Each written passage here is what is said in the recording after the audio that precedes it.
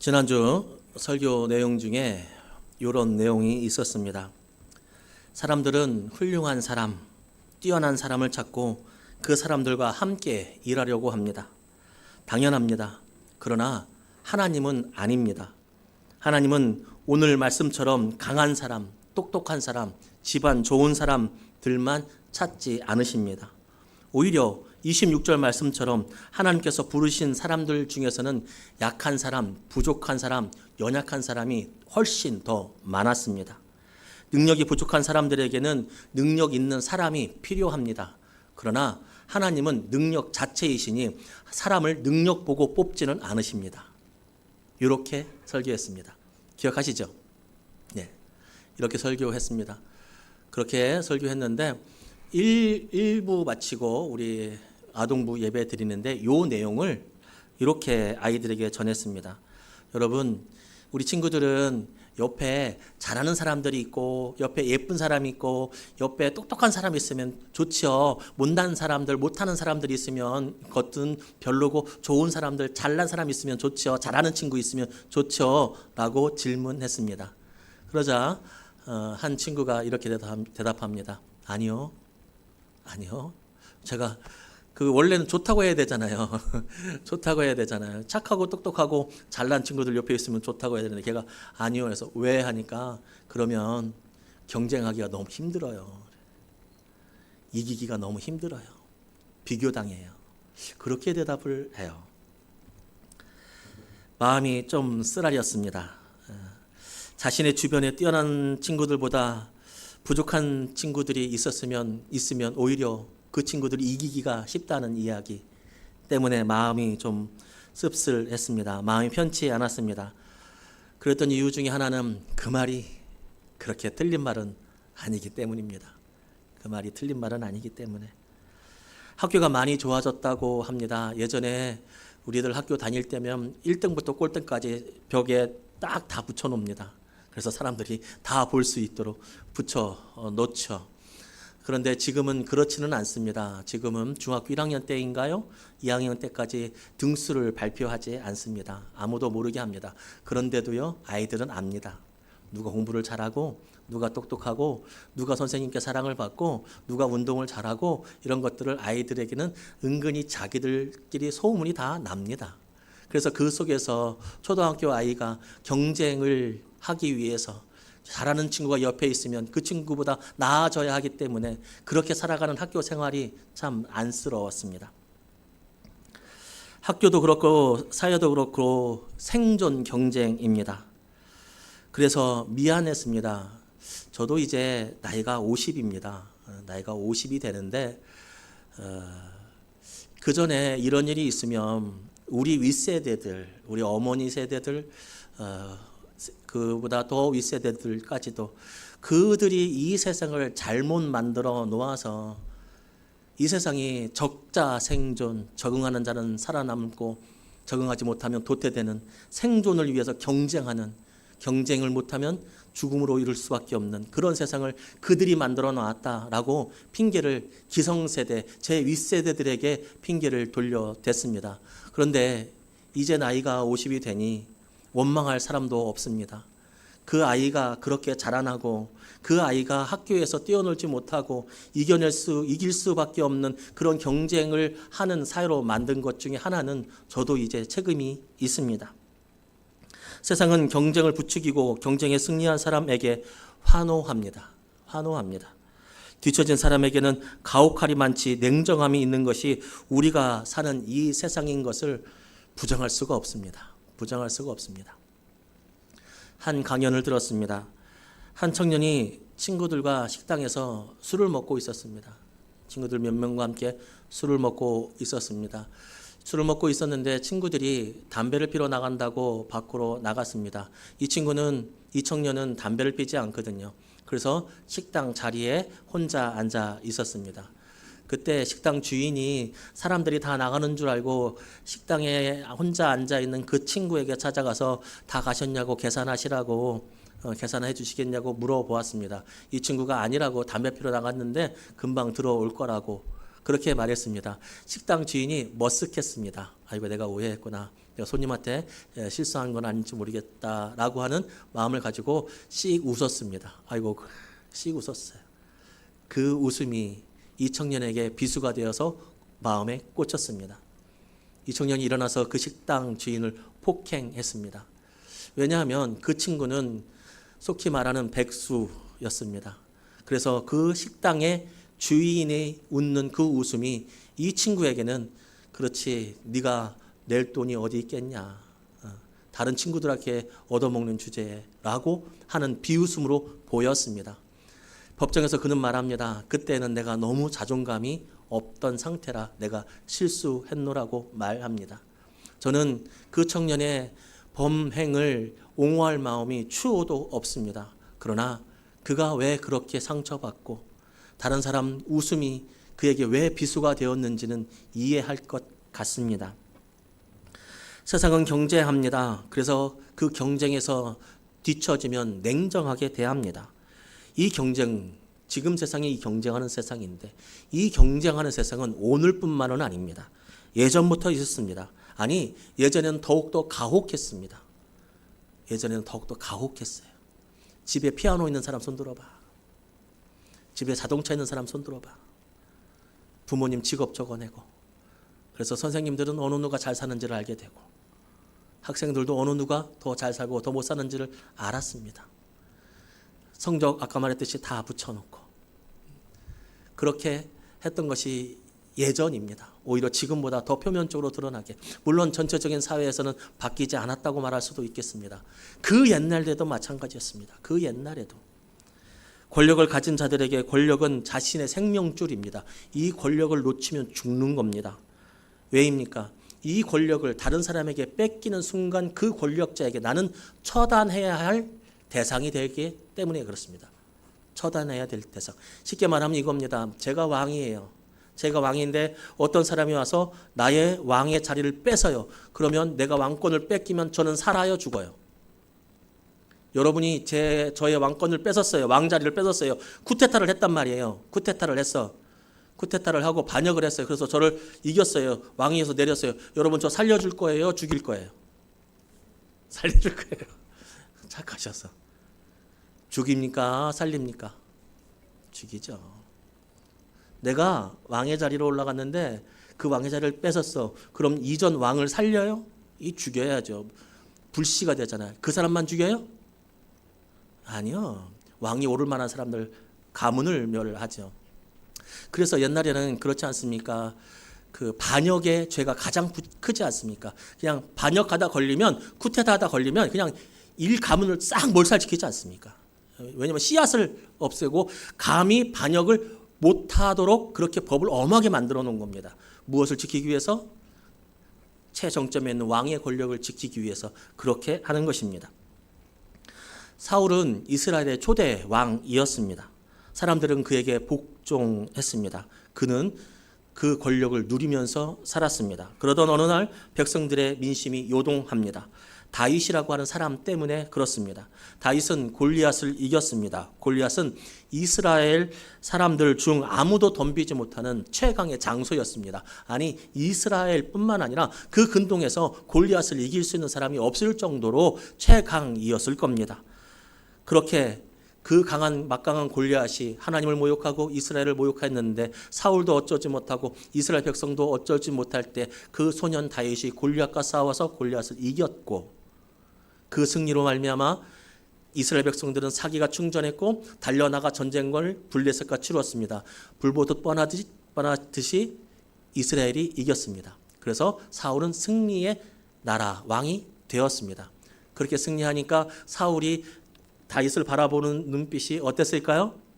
내가 왕인데 어떤 청년 17살짜리 15, 20살 안 된 애가 와가지고 골리앗을 이겼어. 근데 걔가 이기니까 군사들이 막 사기가 충전해서 막 쫙 나가서 블레셋을 쳐들여서 자기가 승리의 왕이 됐어요. 사울의 마음이 골리앗을 볼 때 흐뭇했습니다. 흐뭇했습니다. 그렇게 흐뭇한 다윗을 바라보면서 군대의 장으로 맡기고 여러 가지 임무를 시켜봅니다. 너 이번에는 요거 해봐. 너 이번에는 요거 해봐. 그 모든 일들을 다윗이 잘 해내었습니다. 군사의 장으로, 군대의 장으로 삼았습니다. 새로운 영웅이 탄생한 것입니다. 그렇게 새로운 영웅의 탄생을 본 이스라엘 여인들이 전쟁을 마치고 들어오는데, 그 들어오는 새로운 영웅을 본 이스라엘의 연인들이 환영 인사를 합니다. 환영 인사를 해요. 새로운 영웅이 탄생했다고. 새로운 영웅이 탄생했다고. 다윗을 보고 춤을 추고 노래를 부릅니다. 춤을 추고 노래를 부릅니다. 어떤 노래냐면 사울이 죽인 자는 천천히요 다윗이 죽인 자는 만만이로다. 이렇게 춤을 추고 환호합니다. 환호합니다. 이 노래를 들은 사울은 다윗을 바라보았던 흐뭇했던 눈빛, 흐뭇했던 마음은 온데간데 없고, 세번역 9절에서 이렇게 말하는 것으로 자신이 마음이 변합니다. 세번역 9절은 이렇게 말씀합니다. 그날부터 사울은 다윗을 시기하고 의심하기 시작했다. 그날부터, 그러니까 사람들이 막 다윗을 만만히 하니까 그날부터 다윗을 시기하고 의심하기 시작했다. 두려웠겠지요.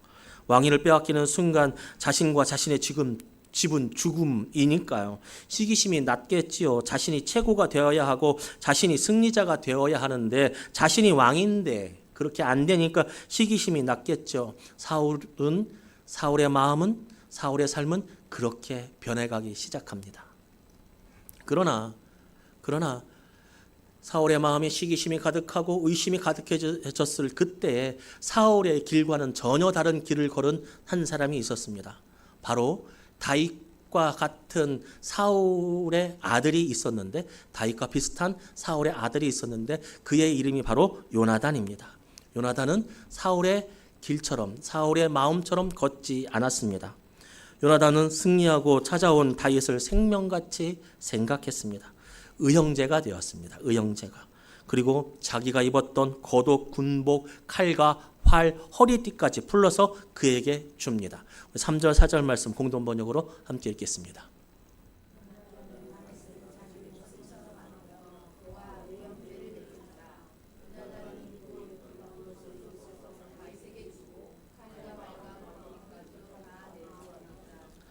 아멘. 겉옷과 칼, 활, 허리띠를 준 것은 그냥 환대했다라고 하는 의미가 아닙니다. 요나단의 아버지가 누구라고 했습니까? 사울이에요. 사울. 그러면 요나단은 왕자이죠. 사울이 수명이 다하면 이제 당연히 요나단이 왕위에 오르는 겁니다. 그런 그가 자신의 군복과 자신의 겉옷 그리고 허리띠, 칼, 무기까지 다 내주었다라고 하는 것은 무엇을 의미하냐면 자신의 왕의 자리를 다윗에게 양보한 겁니다. 내어준 것입니다. 그런데 권력을 위해서라면 아들도 아버지를 죽이는 것이 이 세상인데, 여러분 그렇지 않습니까? 누가 그럽니까? 오늘 나온 다윗이 그렇지 않습니까? 나중에 보면 다윗이 왕이 되었을 때 다윗의 아들이 다윗 죽인다고 쳐들어옵니다. 칼 들고. 왜? 자기가 왕이 되려고.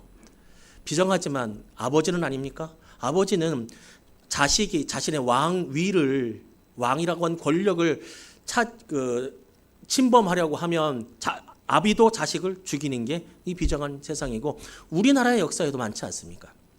그런데 왜, 무엇 때문에 이 요나단은 다윗에게 그렇게 자신의 왕위를 양보했을까요? 왜 이렇게까지 할 수 있었을까요? 앞에서 말씀했던 의형제이기 때문에, 깊은 우정 때문에 그랬을까요? 네, 그럴 수 있습니다. 그런데 그것만으로는 부족합니다. 또 한 가지가 있었습니다. 요나단은 신실한 믿음의 소유자였고 지혜로운 눈을 가진 사람이었습니다. 다윗처럼 요나단도 블레셋을 쳐들어간 적이 있었습니다. 그때 한 말이 이겁니다. 여호와의 구원은 사람의 많고 적음에 있는 것이 아니다. 그러니까 여호와의 구원은 사람이 많고 적음에 있는 게, 사람의 숫자는 아무런 소용이 없다. 사람이 잘나고 못난 거는 아무런 소용이 없어. 여호와의 구원은 그런 거야. 사람에게 의지하지 않아. 서두에 말씀했듯이 사람에게 의지하지 않아. 그렇게 찾아가서 자신의 부하와 함께 수많은 사람들을 죽이고 전쟁에서 승리했던 것이 바로 이 요나단입니다. 믿음이 출중했던 사람입니다. 다윗만큼이나. 이 믿음의 사람 요나단이 나중에 20장 14절 15절 말씀에서 이렇게 다윗에게 말하는데, 부탁하는데 어떻게 말하는지 한번 보겠습니다.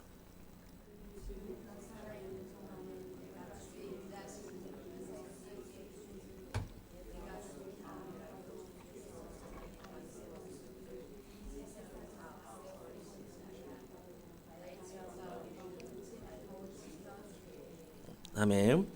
지금 왕자는 누굽니까? 저 때가 언제입니까? 그때에도 왕자는 요나단이었고 다윗이 저 이야기를 저 부탁을 들었을 때에는 어느 때냐면 다윗이 이제 도망자 생활을 시작할 때입니다. 이제 사울을 피해서 도망할 때 요나단이 이렇게 부탁하는 겁니다.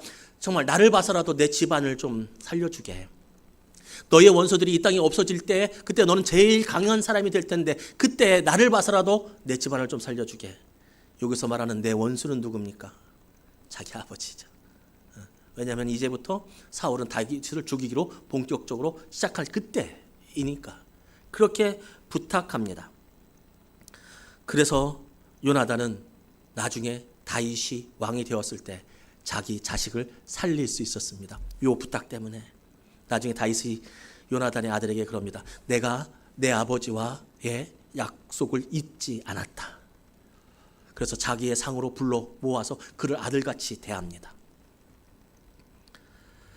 이 양보, 이 헌신, 이것이 계기가 되어서 다윗은 살아날 수 있게 되었고 그 생명을 이어갈 수 있게 되었고 나중에는 왕위에까지 오를 수 있었습니다. 차이가 무엇일까요? 한 사람은 아버지는 왕으로서 위협을 하고 있는 그 존재에게 두려워하고 시기심이 일어나고 불안하고 그렇게 되었고 한 사람은 그 왕위를 인정하기 때문에 자신의 자녀까지도 살릴 수 있는 그러한 은혜를 그에게 받았고 왜 이러한 일이 생겼을까요? 왜? 사울은 어땠을까요? 사울은 우리 10절 말씀 함께 읽겠습니다. 10절 말씀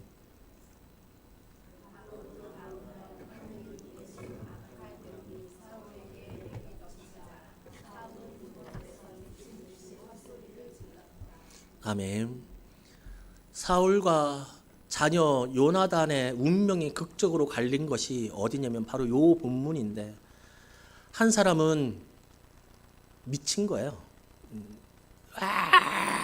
소리 지르고 다니는 거예요. 미친 거예요. 한 사람은 미치고 한 사람은 자기의 부탁 때문에 자기의 의형제가 생기고 자기의 자녀들까지 살릴 수 있는 그 길을 걸어갔고 무엇 때문일까요? 한 가지입니다. 혹시 이렇게 생각할 수도 있겠습니다. 다윗을 잘 대해 주었기 때문에 하나님이 요나단에게 복을 주시고 사울에게는 악령을 내려주셨다. 다윗은 기름 부음 받은 자이기 때문에 그것을 잘 섬겼던 요나단이 복을 받고 사울은 그렇지 못했다. 기름 부음 받은 자를 잘 섬겼기 때문에 네, 맞습니다. 그런데 그것은 표면입니다. 드러나는 것이지 본질은 아닙니다. 본질은 무엇입니까? 본질은 다른 것이 아니라 하나님의 뜻을 보고 알고 그대로 행했느냐. 그들의 차이는 하나님의 뜻을 알고 자신의 생각을 눌렀느냐 아니면 하나님의 뜻을 모르고 아니 하나님의 뜻을 알면서도 자신의 욕심대로 살아갔느냐. 그것입니다. 우리는 부디 살아갈 때 하나님의 뜻을 알면서 살아가길 바랍니다. 사울은 알았는지 몰랐는지도 몰라요. 그런데 결국에는 알았는지 몰랐는지를 몰라도 하나님의 뜻대로 행하지 않았어요. 다윗이 하나님께서 점 찍어두은 하나님의 뜻으로 세우실 왕이라고 하는 것을 몰랐어요. 모르면 죄가 아닙니까? 모르면 죄가 아닙니까? 다윗은 모르고 사울은 모르고 다윗을 핍박하고 죽이려고 합니다. 겸손하지 못했습니다. 그러니까 모르는 것이 무엇입니까? 우매한 것입니다. 우매한 것. 이것이 하나님의 뜻인지를 몰라요. 내가 어떻게 살아가야 될지를 몰라요. 이게 우매한 거예요. 우매하면 여러분 괜찮습니까? 그냥 다 봐줍니까? 그렇지 않죠. 제가 함부로 행동한다고 생각해 보십시오. 제가 함부로 막 무슨 교회를 막 함부로 엉뚱하게 이끌어 간다고 생각해 보십시오. 나중에 제가 그거 몰랐어야 하면 죄가 안 됩니까? 하나님 앞에? 아니죠. 알았어야죠. 알면 답니까? 여러분 하나님의 뜻을 알면 답니까? 아니요. 열매를 맺어야죠. 사울이 만약에 다윗이 하나님께서 세우신 왕인 것을 알고 자신의 왕위를 겸손히 내려놓았다면 이건 다른 얘기가 되는 거죠. 요나단은 그렇게 했습니다. 요나단은 그것을 보았습니다. 무엇을 보았냐면 다윗이 왕으로 세움받은 것을 보았어요. 그러니까 좀 전에 읽었던 말씀처럼 고백하는 거예요. 네가 왕이 되면, 이 얘기잖아요. 다윗, 요나단은 알았던 거예요. 믿음의 눈이 있었고 믿음의 지혜가 있었던 거예요. 우리는 부디 요나단처럼 하나님의 뜻을 알고 하나님의 뜻대로 우리의 욕망을 내려놓고 하나님의 은혜를 체험하는 모두가 되기를 바랍니다. 서두로 돌아갑니다. 서두로 돌아갑니다. 잘하는 친구들 많고 그 친구들과 경쟁해야 하는 이 시대를 살아가는 우리 자녀들에게, 그렇게 걱정하는 우리 아동부 친구들에게, 그렇게 사회에서 힘들어하고 있는 모든 사회인들에게 성경은 이렇게 말씀하고 있습니다. 경쟁에서 이기는 것이 중요한 것이 아니라 요나단처럼 너에게 주어주신 너의 자리에서 하나님의 뜻을 알고 그 뜻대로 너의 최선을 다하는 것이 중요하다. 네가 5달란트 받은 자, 3달란트 받은 자, 1달란트, 2달란트 받은 자, 1달란트 받은 자, 몇 달란트가 너에게 있는 것이 중요한 것이 아니라 1달란트 받은 자는 그 1달란트 그거 가지고 내 자리에서 자신의 자리를 지키며 할 수 있는 일을 최선을 다해서 진심으로 하면 된다. 그것이 하나님의 기쁨이니라. 하나님께서는 다윗만 기뻐한 것이 아니라 요나단의 헌신도, 요나단의 믿음의 지혜에도 복을 주셨느니라. 그러니 옆에 사람과 경쟁에서 뒤처졌다고 낙심하지도 말고, 그러니 옆에 사람과의 경쟁에서 이겼다고 교만하지도 말고, 그저 너는 하나님과 눈 마주치며 살아가야 한단다.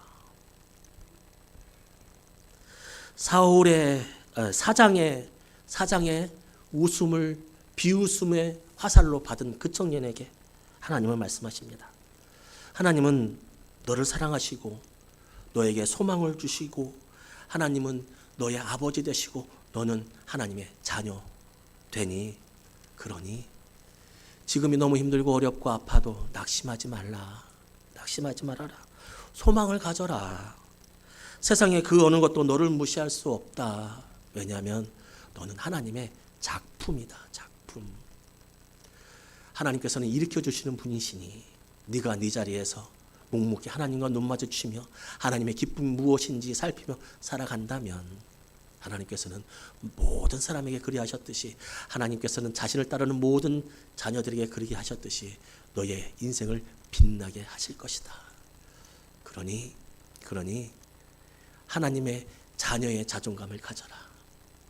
너에게 있는 집에, 너에게 있는 재물에, 너에게 있는 건강에, 너에게 있는 입신양명의 자부심과 자존감을 세우려 하지 말고 너는 하나님의 자녀다라고 하는 이 말씀에 너는 자부심을 가져라. 요나단에게 말하고 싶습니다. 요나단에게 잘했다. 믿음의 선배여, 잘하셨습니다. 내려올 때 내려올 줄 알아야죠. 하나님이 내놓으라면 내놓기도 해야죠. 언제까지 주님의 것을 내 것이라고 고집하며 살겠습니까? 잘하셨습니다. 그리고 믿음의 선배여, 나도 당신을 본받고 싶습니다. 우리 교회도 당신을 본받고 싶습니다. 세상에는 교회를 2가지로 나눈다고 합니다. 큰 교회가 되고 싶은 작은 교회. 그렇게 사는 세상에서 작은 자리에서 뒤로 물러나 요나단의 자리에 내려갈지라도, 왕자의 자리에서 내려갈지라도 그것이 하나님께서 가라고 하는 자리라면 우리 교회도 그렇게 낮고 어려운 곳을 섬기는 교회 되겠다. 선배여, 믿음의 선배여, 그대의 삶을 잘 보았습니다. 사울에게 말하고 싶습니다. 사울에게 당신이 시기심이 일어나고 당신이 화가 나는 거 살펴보니까 당연합니다. 누가 자기 왕위를 뺏으려고 달려오는데, 그렇게 커나가는데 누가 시기하지 않고 누가 두려워하지 않겠습니까? 사람이라면 그럴 수 있다고. 시기가 나고 불안하고 이기고 싶을 거라고, 사람이니까. 그리고 저도 그렇습니다. 그런데 우리는 죄 많은 인간으로 끝나는 사람들이 아니라 하나님의 자녀이니 그 욕망, 그 불안함, 그 시기심 눌렀어야 되지 않겠습니까? 왕이면 하나님의 뜻을 좀 알았어야 되지 않았겠습니까? 내 생각과 하나님의 생각이 충돌된다면 성령의 도우심으로, 기도로, 인내로 자기 생각을 이겨내고, 화내고 싶을 때 좀 참고, 소리 지르고 싶을 때 좀 참고, 하나님의 뜻이라면 내 성질도 내 물질도 좀 놓는 사람이 되면 당신의 삶은 달라졌을 겁니다. 바꾸셔야 했습니다. 성령께서 당신을 도우셨을 겁니다. 당신은 실수하신 겁니다. 다윗에게 말하고 싶습니다. 다윗이여, 믿음의 선배여, 당신이 왕이 된 것은 당신이 잘남도 아니고 하나님의 은혜고, 당신이 왕이 될 수 있도록 밑에서 도와주었고, 자신의 욕심과 자신의 모든 것을 내려놓은 요나단의 헌신이 있으니, 그리고 수많은 사람들의 헌신이 있으니 당신의 잘남과 성공과 당신의 높음을 자랑하지 말고 오직 처음 뜻을 잃어버리지 말고 하나님의 뜻을 살피고 하나님의 뜻을 기뻐하며 그렇게 순종하며 살아가십시오. 다윗 왕이여, 우리도 당신을 본받겠습니다. 이렇게 말하고 싶고, 성경은 또 이렇게 우리에게 말하고 있습니다. 여러분, 우리에게 주어진 우리의 자리에서 하나님의 뜻을 살핍시다.